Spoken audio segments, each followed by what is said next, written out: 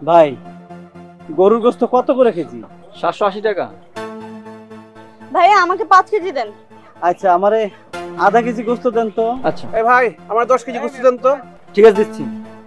দুই ভাগ করে দিয়েন। হ্যাঁ আচ্ছা দেখছেন 500 গ্রাম একটু মাংস নেবে তাও আবার 2টা প্যাকেটে নেওয়া লাগে। এদের নাটক দেখলে আর বাঁচা যায় না। এতটুকু এক টুকরা মাংস আবার কি ভাগ করে নিবে বলেন তো আমারে?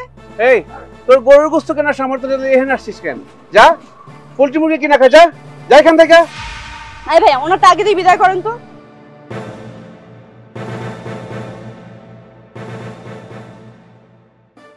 এই মামা ইলন টাকা। আই আমাকে তাড়াতাড়ি 5 কেজি গোশত কাটে দেন। আমার 10 কেজি সলিড গরুর গোস্ত দেন।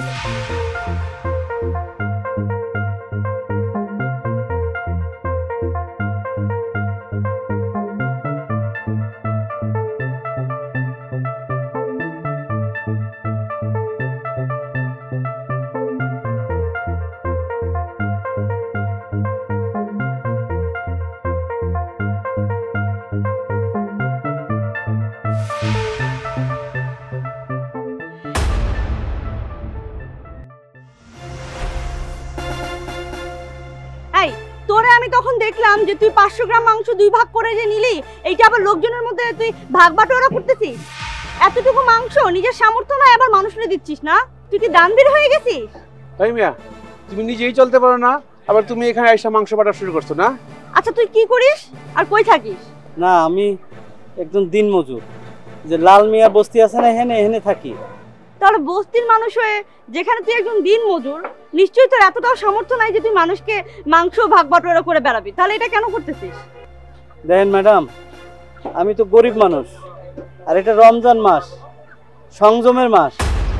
এই মাসে এই যে আমি রোজা রেখেও কাম করি, কাম করে কিছু কিছু টাকা জমাই, যখন একটু বেশি হয় তখন আমি এরকম কিছু গোস্ত আমার চেয়ে যারা অসহায় তাকেও একটু দেওয়ানোর চেষ্টা করি।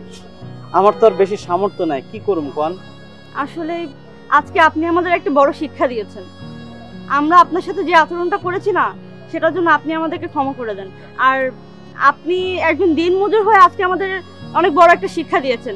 আমরা সামর্থ্যবান হয়েও কখনো চিন্তাও করিনি যে আমাদের আসলে মানুষের পাশে দাঁড়ানো উচিত, আর বরং রমজান মাসে তো আরো বেশি করা উচিত এই কাজগুলো। সেখানে কিনা আমরা নিজেদের পরিবারের জন্য কেজি কেজি করে মাংস নিয়ে যাই আর মানুষকে সামান্য একটু দিতেও পারি না। আর অথচ আপনার এতটা সামর্থ্য না থাকা সত্ত্বেও আপনার নিজের পরিশ্রমের পয়সা জমিয়ে আপনি সামান্য হলেও মানুষকে সহায়তা করার চেষ্টা করছেন। তুমি একটা দিনমজুর মানুষ হয়ে যে কাজটা করতেছো, আমরা সামর্থ্যবান মানুষ হয়ে তা করতে পারিনি। এই নাও ভাই, এখানে 10 কেজি মাংস আছে, তুমি এই মাংসটুকু গরিবদের মধ্যে ভাগ বন্টন করে দিও। এই যে আমি যে গোশতগুলো কিনেছি না, এইগুলো আপনি আরো যারা গরিব মানুষ আছে না সবার মধ্যে ভাগ করে দেন। এবং এখন থেকে আমিও চেষ্টা করব আপনার মতো অসহায় মানুষদের পাশে দাঁড়ানো। আপনাদেরকে ধন্যবাদ।